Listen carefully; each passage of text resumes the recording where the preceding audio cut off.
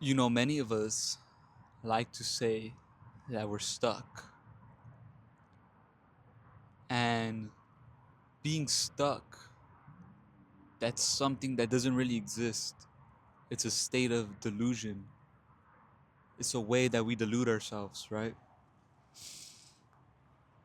And I'm sure when you say you're stuck, you're thinking to yourself, I know I'm meant for more. I know I'm meant to be great. I know, but I just can't get myself over this hump. I can't do it. And you begin to get frustrated with yourself. And then you begin to shame yourself when you fail, when you fail your routines, when you're not keeping your word. You shame yourself. And now all this shame has caused you to become anxious because you start to think to yourself, am I ever going to make it? Am I ever going to make it? Am I ever going to be great? Am I ever going to become the man that I know I'm meant for? I know I'm meant for more. This can't be it, right? And you put yourself in this cycle of shame and doubt and fear.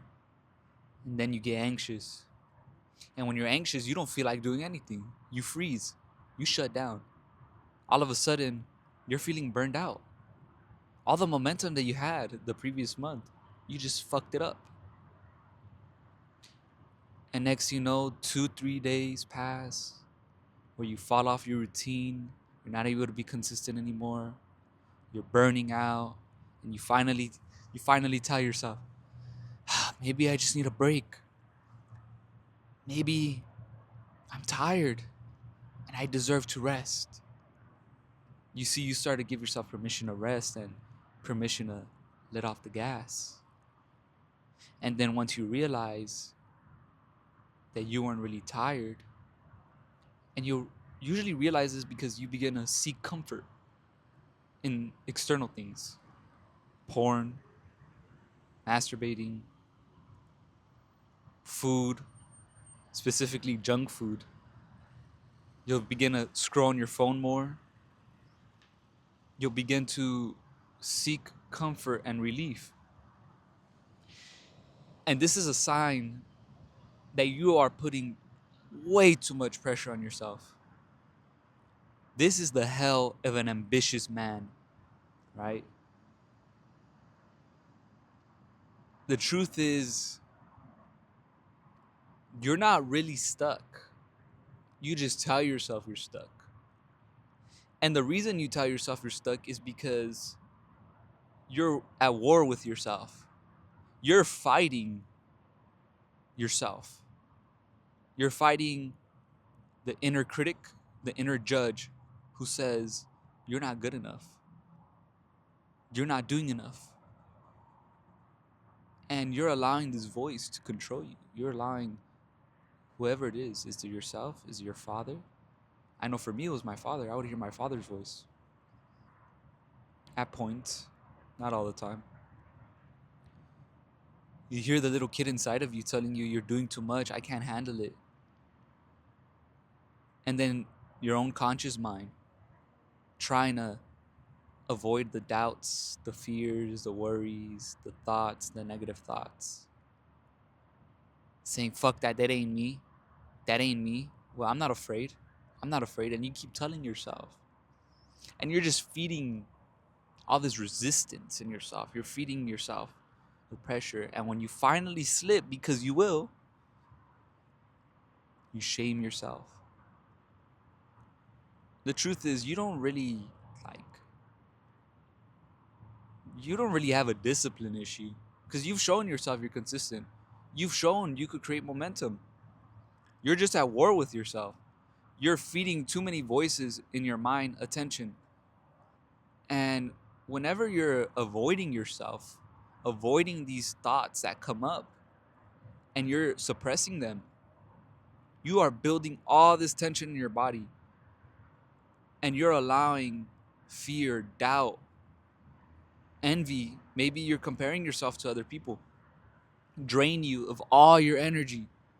So anything external is not really affecting you, it's everything internal, and you're allowing it, which is really what saying you're stuck means.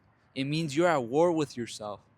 There are parts of yourself you have not accepted, parts of you that you haven't let go of, things in the background that are running you that you don't know of. And what do I mean by this? How does this really look like? Usually, you'll notice this through avoidance, right? You see, in my own personal journey, I was in a relationship. And if I'm being quite frank with you, I was misaligned with this woman. And this was my fault. And I understood I was misaligned with her. But at the same time, I was running a business. At the same time, I was feeding my own comforts and my own pleasures. At the same time, I was gaining weight. I was getting fat. All right. At the same time, I was constantly betraying myself and breaking my word. All this amounted and it redlined my body. I lived in a constant state of anxiety because I would distract myself with food, with pleasure, with my woman at the time. So that way I didn't have to face myself. So that way I didn't have to face the truth. And there was a lot of truths during those times that I was running away from. I was running away from the fact that I was getting fat. I was running away from the fact that this woman was not aligned with me. And it wasn't anything on her. She was a great woman. But we just were not aligned. And the thought of me having to cut her off, the thought of me having to break up with her, the fear of losing the connection, because really that's what it was. I couldn't admit it to myself. I couldn't admit to myself that I was getting fat when I was an athlete all my life. I couldn't admit to myself that I was an incompetent business owner, that I would allow things that I was battling within affect my business.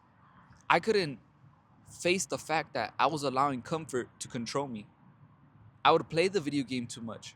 I had no discipline. I had let complacency enter my life and take away my success. I was 19 years old, a business owner. I had a car detailing business. And I was seeing success after facing so much doubt, after facing so much, fear, being 18, starting a business and taking major risk when nobody in my family, honestly, when nobody in my family really wanted me to do it. But once I proved myself is when I really got exposed. I got exposed for being a performer. I was doing I was performing for my family's approval and to trying to prove my haters wrong, which what I thought of at the time. And when I finally got the success, that revealed who I really was. And my point is, all this avoidance, all these fears, even though on the outside everything was fine, internally I could not handle it. And it wasn't that I never was disciplined, because I was disciplined. I had lived a very disciplined life before I got with my ex. And it wasn't her fault. It was my fault.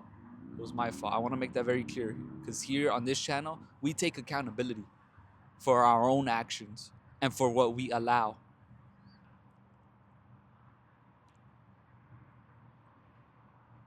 I avoided myself. I avoided the truth. And when you can't be honest with yourself, you begin to carry all this fucking tension and weight on your body. And that shit just gets you anxious because there's thoughts in the back of your mind running you.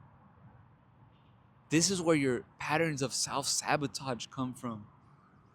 This is where your patterns of self-betrayal come from. Because your body starts to look for relief. For me, even now, like, I understand when I'm at my capacity, my body begins to look for relief. It could be through, spilling seed. It could be through eating junk food. And as I began to face myself more and more and self examine myself, it's allowed me to put the pressure off of myself. And my advice from one brother to another: stop shaming yourself. When you're at your limit, take a step back and say, okay, I'm at my limit. I'm going to rest today, or I'm going to take it easier today. And I'm not going to force it. I'm not going to shame myself for all the internal resistance I'm feeling, but I'm actually going to question myself and ask, what fears am I carrying today that I need to let go of? What part of myself am I carrying today that I need to let go of? And you'll find that your life will be a lot more seamless because you're finally aligned.